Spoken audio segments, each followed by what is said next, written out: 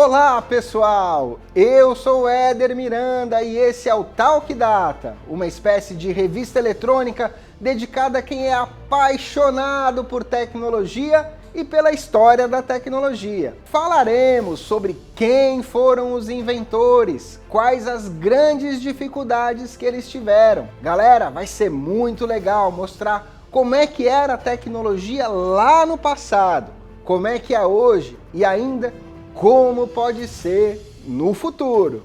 Está começando o Talk Data, um programa de olho na tecnologia de todos os tempos.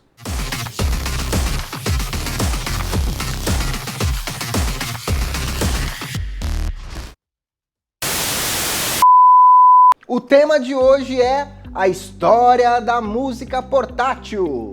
Quem nunca se viu parado apenas apreciando uma boa música, hein? No meu caso, eu adoro escutar Pericão.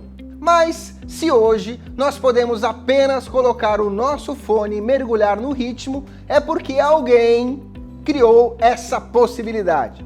E é exatamente sobre isso que vamos falar hoje. Música vem do grego, music techne, ou arte das musas. E independente de como a música evoluiu ao longo da história, é fato que hoje não vivemos sem ela. Ainda mais você que nos assiste e deve estar sempre com aquele seu fone de ouvido. Inclusive, provavelmente, está usando agora o seu fone para assistir esse vídeo. Aliás, os fones de ouvido foram criados em 1910, sabia? Foi criado para operadores de rádio e militares. E só em 1958 passou a ser utilizado por músicos. Para entender como é que o fone de ouvido deixou de ser só para radialistas e foi parar em suas mãos, vamos ter que voltar a 1935, algumas décadas antes da chegada da fita cassete. Nesse ano, a empresa AIG lançou o primeiro tape deck de rolo, o Meganetopon. A empresa teve como base a fita magnética, que foi desenvolvida em 1928 por um camarada chamado Fritz Pleumer. No entanto, por conterem tubos a vácuo, essas fitas tinham grande peso e eram de difícil manuseio, o que fez com que essa tecnologia se limitasse apenas ao uso por radialistas. Na década de 60, tivemos a chegada dos transistores. Aliás, já falamos dele aqui no canal, no nosso vídeo sobre a história dos computadores, que tá muito bom. Recomendo que depois que terminar esse vídeo, vocês deem uma olhada, porque não vão se arrepender. Pode clicar aqui, ó. Vamos lá. Voltando à história, quando chegaram os transistores, os antigos rolos a vácuo caíram em desuso, o que fez com que os gravadores DEC de rolo se tornassem mais comuns nas casas das pessoas. Isso foi útil para o mundo se familiarizar com essa tecnologia. Nessa década, também tivemos um grande aumento no consumo de música. Artistas de sucesso como os Beatles despertaram o interesse dos jovens em escutar música de forma prática e em todo lugar. Afinal, todos queriam escutar Twist and Shout o tempo todo. Porém, a tecnologia da época não permitia.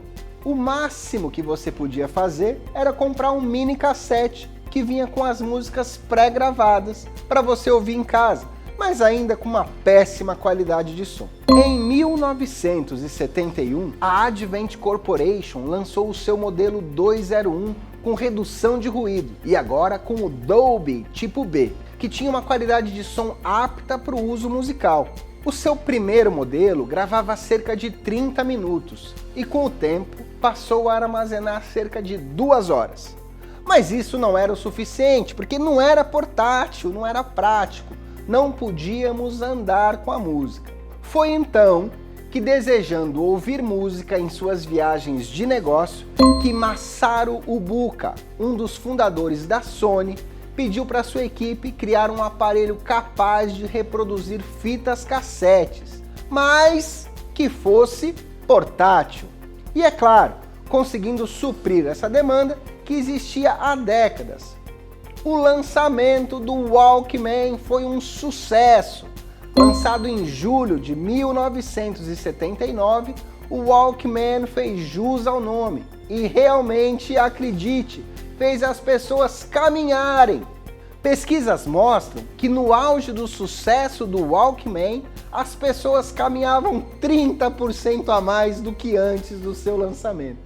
O Walkman era um sucesso absoluto durante toda a década de 80. Porém, com os anos 90, chegaram também os CDs. O interesse pelos Walkmans diminuiu mais e mais a cada dia. Entretanto, a Sony, mais uma vez se mostrando visionária, já tinha começado a produzir os Walkmans versão CD em 1984. Com isso, a chegada dos anos 90 pode ter dado fim à marca Walkman, mas para o Discman era só o começo. Queria que você escrevesse aí nos comentários se você já teve um Walkman ou um Discman, tá legal? Na década de 90, o Discman teve o seu reinado, mas as pessoas passaram a achá-lo grande e pouco prático, o que fez com que modelos com leitor de mini disc surgissem.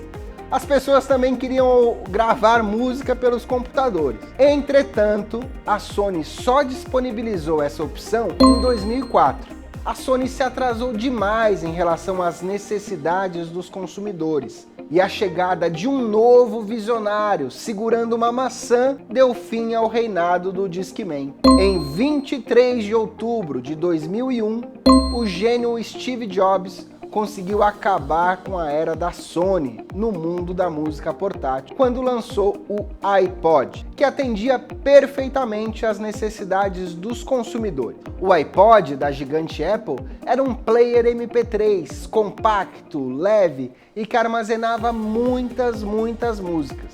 E agora, a demanda de baixar música pelo computador foi atendida por meio do iTunes. As pessoas baixaram as músicas nos seus Mac e transferiam para o iPod. Além de, claro, ficarem ali super moderninhas com os clássicos fones brancos. Após a compatibilidade entre o iPod e o Windows, mais pessoas adquiriram o iPod. Porém, a chegada dos smartphones, que faziam tudo que o iPod fazia e muito mais, fizeram os números do iPod cair. Em 2008, os jovens Daniel Ek e Martin Lorentzon criaram o Spotify. O nome é uma junção das palavras spot, do inglês lugar, ou uma abreviação de spotlight, holofote, com ify, de identify, que é identificação com algo. Assim sendo, o Spotify nada mais é do que o lugar onde você se identifica com os seus artistas e as suas músicas. O Spotify chamou a atenção por derrubar o mercado da pirataria musical. Em 2009,